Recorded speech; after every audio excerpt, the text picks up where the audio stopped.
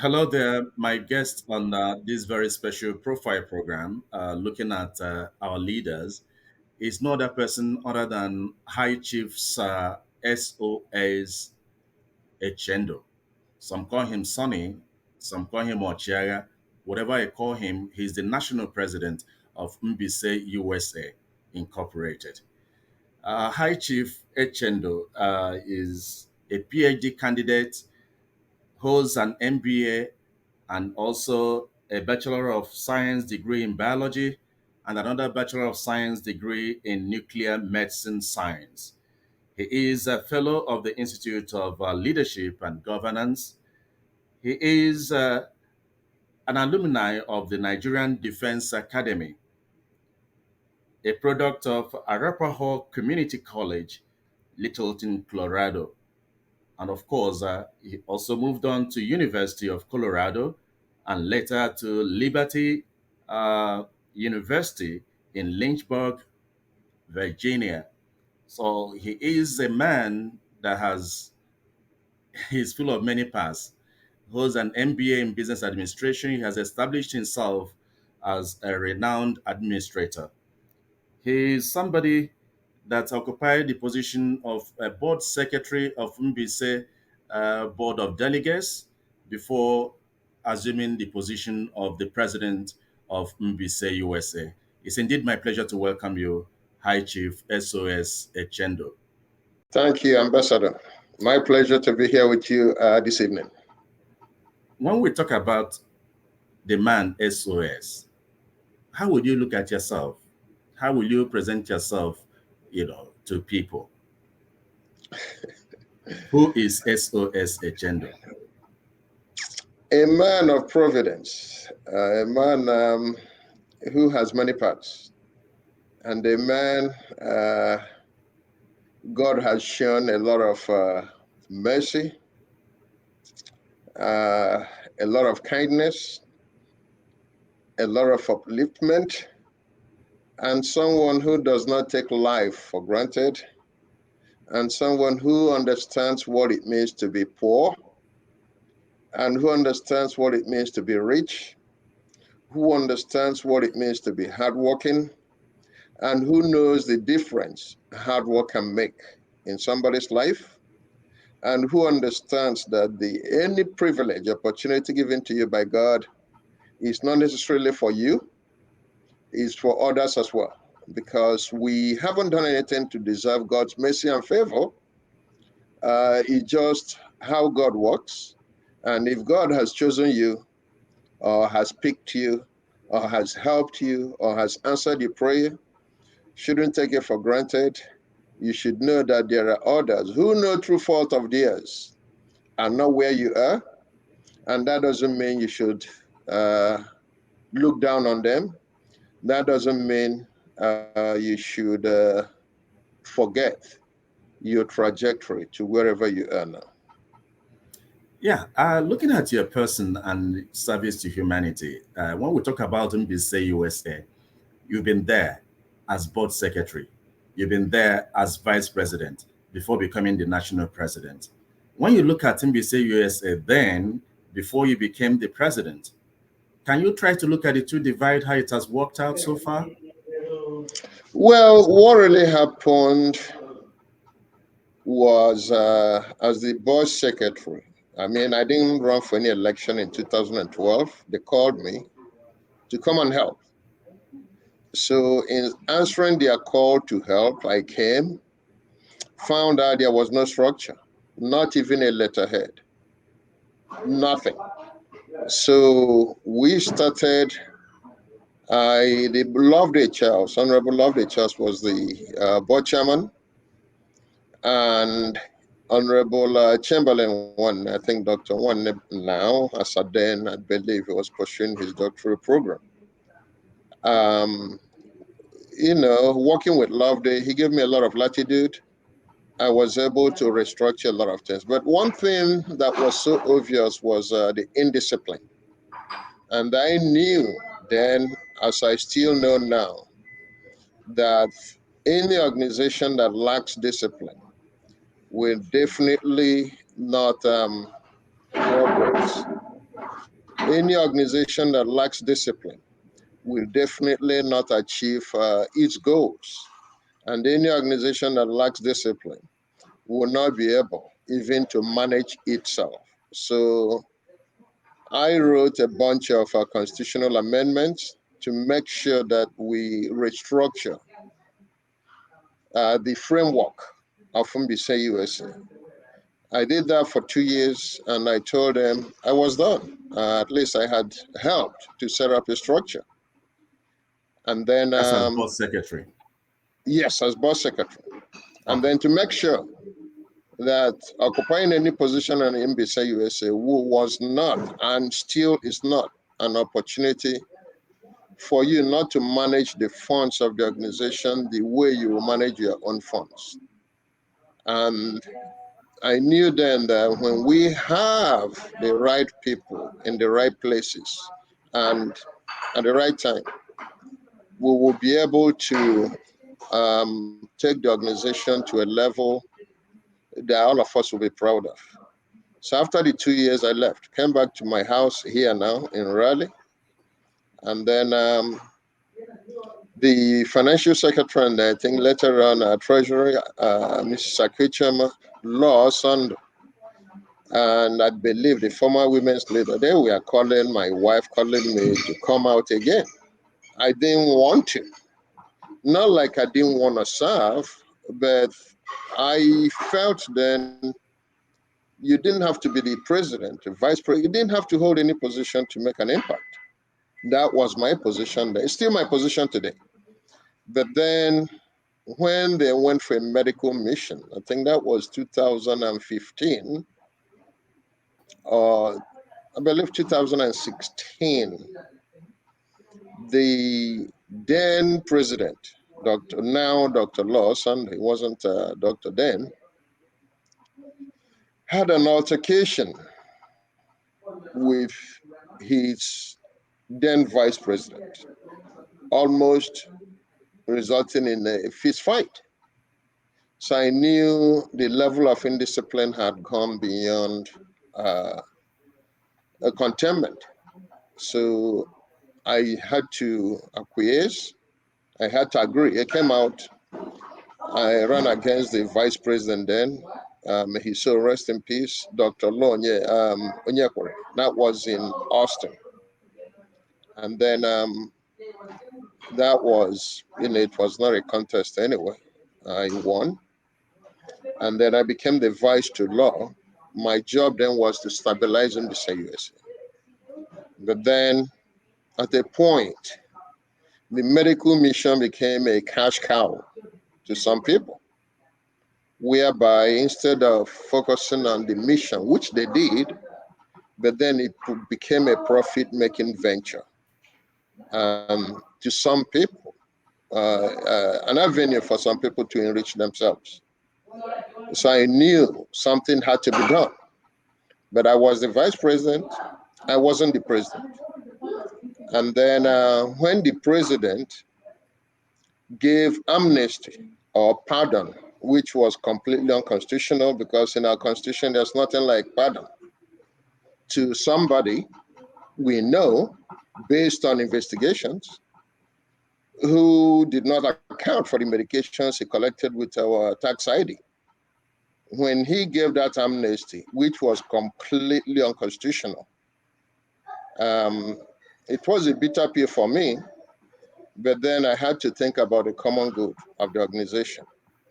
I had a choice to say that wasn't acceptable, which I did. Or I had a choice to say, okay, let bygone be bygone, but moving forward, mess with our medications, mess with our finances, and the laws will take their natural course. So that was exactly what happened when I was the vice. And then when I became the president, the first thing I did was to clean up the house, clean up all those people who will ship our medications and go to Lagos and hang out.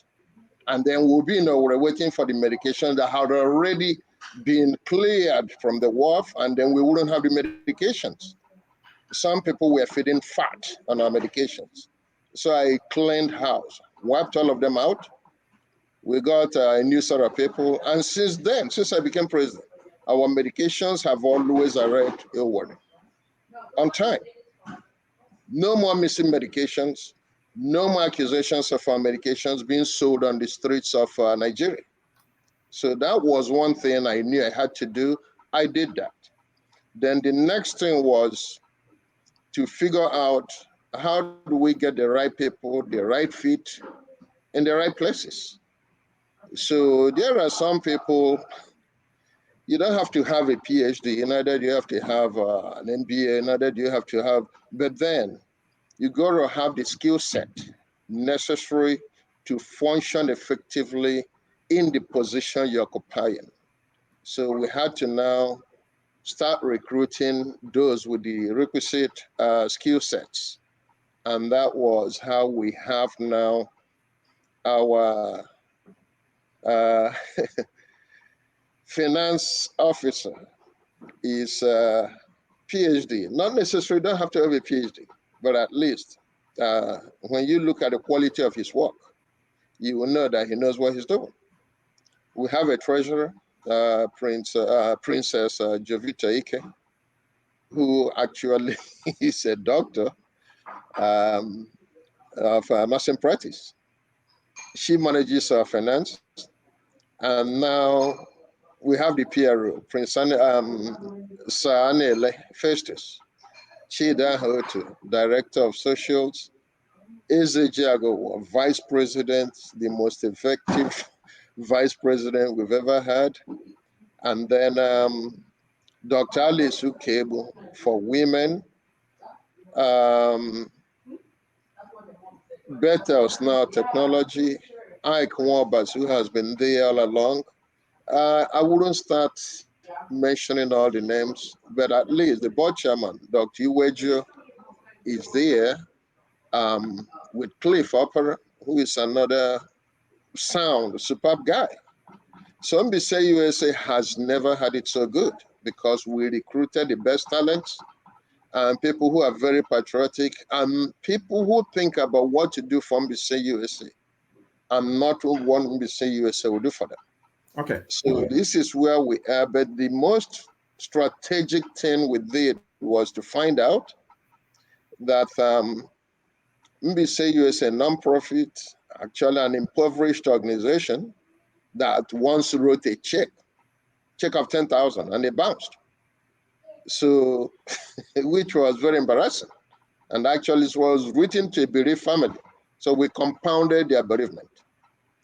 I said, okay, fine. We now need to find out the root causes of all those things, which we figured out. And then the most significant being our founding fathers registered the organization as a private nonprofit organization, meaning we have the same funds as Warren Buffett, Bill Gates, uh, um, Jeff Bezos, and the rest of them. So I had to now work with AZJ, the vice president. I had to work with our CFO, no, CPA, sorry, Alimole, Sir Alimole. And then with Dr. Wejo, we now try to restructure. Thank God the IRS now has reclassified us, but the process takes about 3 years. So we can now operate as a public charity, but it will be completely final in 2025. So I wouldn't be the president when it will be completely final, but that's one thing we did, which will now enable us to go out there, solicit for funds from people who can help us, and then whatever they donate will be tax deductible. Okay. So the this thing we're talking about now, you are the president, and you have a good program initiative in diverse areas. You've done something with VCC. You're doing something. You change the setting of the medical mission. Would you want to talk about it, women empowerment, and all that? And I know that the youth and women occupy a very special place in your programming. Yes, so you talked about VCC. Let me just talk about it for just a second. We inherited a bunch of folks trying to manage a VCC. That was a classic definition of round pegs in a square hole. Couldn't fit. We had a VCC chairman who didn't even know how to attach a document to an email, didn't know what a spreadsheet was. And now you gave him that opportunity to manage the most complex program we have in MBC USA that is compiling the names of how many people? 18 chapters, hundreds, so almost 1,000 people. And then they were mailing the checks to his house, giving him money. 7 chapters he couldn't account for the money 7 chapters gave to him. So couldn't even, it was just a disaster. And that was what, when you make appointment based on clan, this is my clan's man, not qualified. You putting him there simply because he's from your clan. You end up destroying the organization. So that was why I had to can you give us one single report since 2017 when the program started to 2021? One report, just one. Okay. Can you give us the names of people taking part in the program? Couldn't. So we had to change him. Now we have found out that he withheld $3,400, which when he was caught, he paid it back 18 months after he took the money. So now we have competent people running the program. Any chapter president can log on to the website and see who is participating. Any human being now can log on, All right. and you don't have to mail the money, the checks to somebody's house. You pay in and show your receipt to the account, and that's the efficiency and transparency we're talking. This is practice, is something we are National President, practicalizing. time is not our friend in this Okay. conversation. I know that it could take a whole day to talk about it. Let's look at Yes. other programs. We know that Yes. The women the empowerment. medical mission, the youth, and women. The women, we have been talking about it just the same way we've been talking about land since 2008. This organization came into being. So this administration acquired the land for the first time from MBC USA. Women empowerment, we've been talking about it since. And sometimes, at some point, some money was raised. Nobody to execute. We came on board with Dr. Alice Ukebu. We were able to do the first women empowerment 2019, the first time I came on board. I think the first time was 2018, and ever since. And now she has expanded it. We are all MBC women who are members of MBC USA have bought into the program. They are now contributing, I don't know how much, so that we could empower more women in MBC. So she has done a great job. Medical mission, we hope to continue on the trajectory we are, but we're looking forward to the day when there will be no more medical mission. Rather, we're going to have a very standard, a very good hospital that you could find anywhere in the world in MBC, so that people who have any need, medical need, can go there and get the help they need.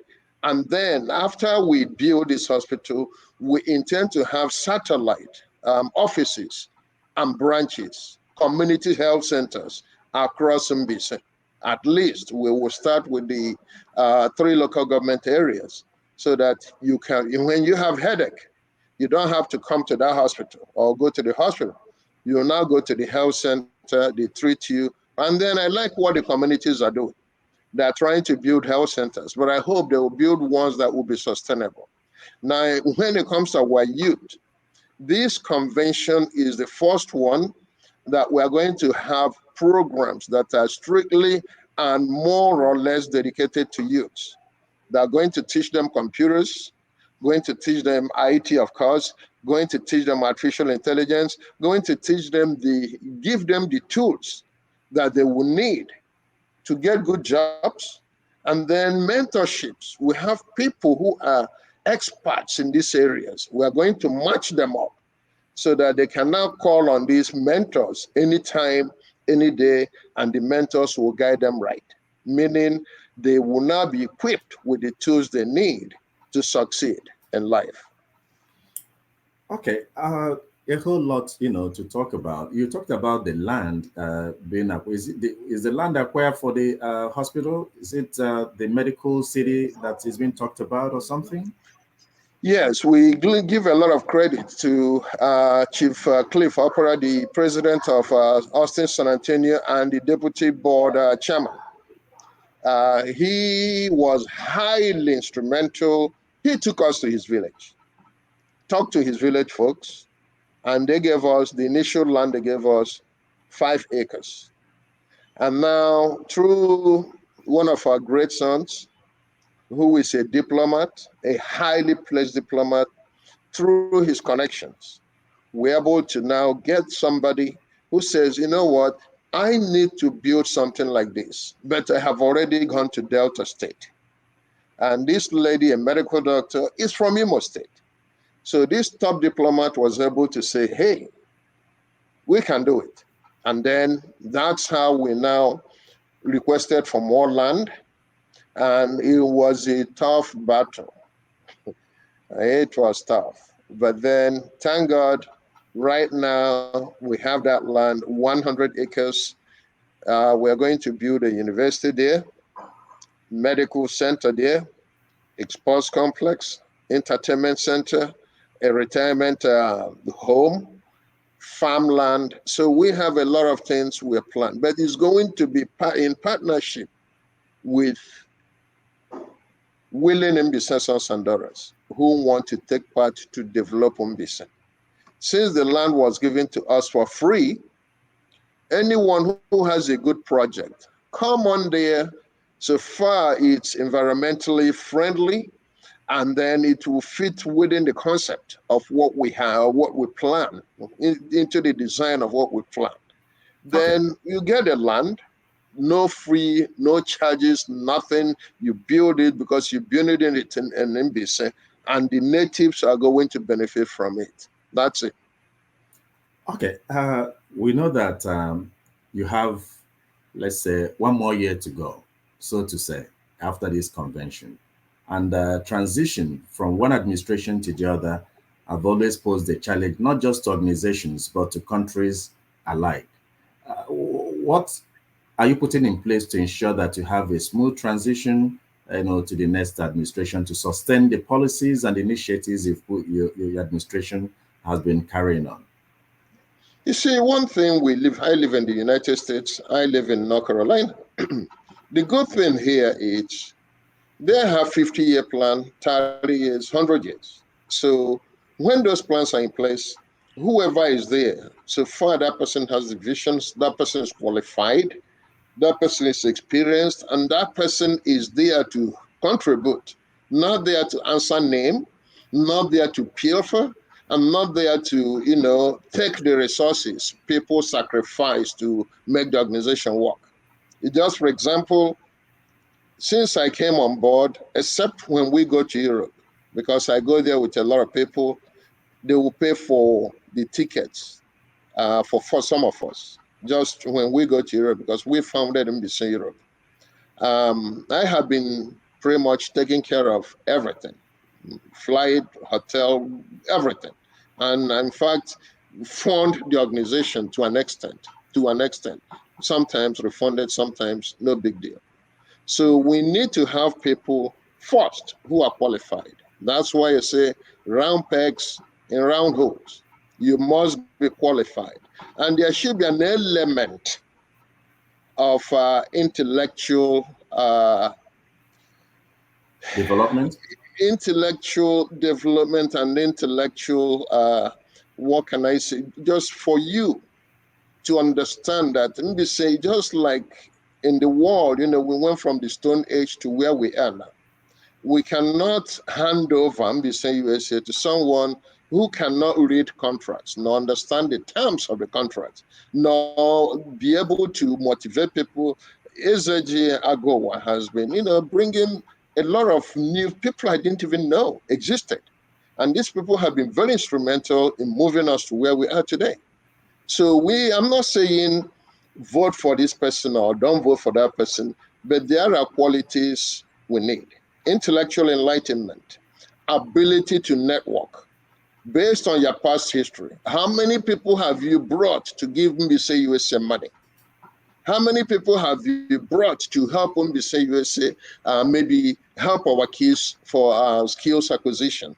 How many people have you brought to help? Or have you actually hosted some women just to distribute money in their to them, the money contributed and the money disbursed to them, and then you charge NBC USA for hosting them in your house? If you have done that, then you disqualify yourself. You don't need to contest. But we need highly qualified individuals who are going to go there, understand the mission. When we talk about mission, they should know it. When we talk about philosophy, they should know it. When we talk about vision, they should know the difference between vision and mission. And they should know what the meaning of alignment. We are aligning our goals to our objectives. And they Okay. should know the way to achieve that objective. And then when we get to that objective, what do? So that's why this election, I promise them fair election, free and fair, because the things that destroy an organization, one, finances, two, elections. If we're able to make sure everybody's given, you come in, you've already campaigned, people vote for you, those votes will count. They don't All vote right, for you, but you Shaga, don't make enough I will stuff. interrupt you just to Yes. accommodate one last question because time is we're running out of time. I want to know your perception of an NBC person, an NBC as a nation, and where you see them in 5, 10 years. Well, Mbise person, let me start with the land. Centrally located, bordering River State. But I mean, you can from from Mbise to Port Harcourt, few minutes with good roads. Abia, um, Anambra, Enugu. Then you talk about Cross River. We are centrally located. Now, an Mbise man is a determined human being. Put him in a desert, he will create water there. Put him in an ocean, he will turn it into a fertile land. Mbise people, they are always determined. They don't leave their fellow Mbise people behind. They drag everybody along, even if it means crawling. And Mbise people sees an opportunity in everything. Where people don't see opportunities, Mbise people make opportunities, carve it out. So they are, and moreover, our women are good looking. Our men are good looking too. So they are not only smart, not only industrious, they are, when you look at them, that person, you feel like, wow, how did not God create these people? So we are people, we make use of our senses, we think about the future, we think about our children, and then why are we talking about MBC US? Isn't it because of those at home? Those of us here, we are good. So we are some of us, all of us here are good. Even if we are the lowest rungs of the economic ladder, we are good. But we're not leaving those at home behind. Those are some of those things you think about in Mbise people. We know our history, we know our culture, we know what brings us together, we know the bonds that we share. So these are some Okay. of the things that when we talk about an Mbise man, you talk about how God created this universe to be hardworking, industrious, caring, compassionate, and the ability to see the future from wherever you are. An NBC man is endowed and has the ability to see the future. He has Absolutely. capacity. He can succeed within a desert. He That's found correct. in a desert. Those are your words, and I believe These it are my resonates words. with every NBC person. On that note, Yes. I'd like to especially thank you for making our time to interact with us on this very platform. Can I, I am 1 second, please? Can I use this opportunity to plug at least my wife, who has always been there, all these travels? She has always, maintained the family, the companies. She's always all over the place and trying to hold the family together. And then upon that, she just graduated, finished her master's in nursing. So she okay. just completed it. So my travels do not even prevent her from having her own career pathway as well. Well, on that note, I would like to say special thank you to Lady Lolo Ijoma Echendu because she's a woman of God. She's a prayer warrior. I know her so well. And I like to encourage her to continue to make those sacrifices that holds the family together and impacts on the Mbise nation. I'd like to, on that very note, thank you very much, High Chiefs S.O.S Echendu, for this very special moment. I remain Ambassador Cliff Ayoze. Thank you so much. Thank you so much, my brother.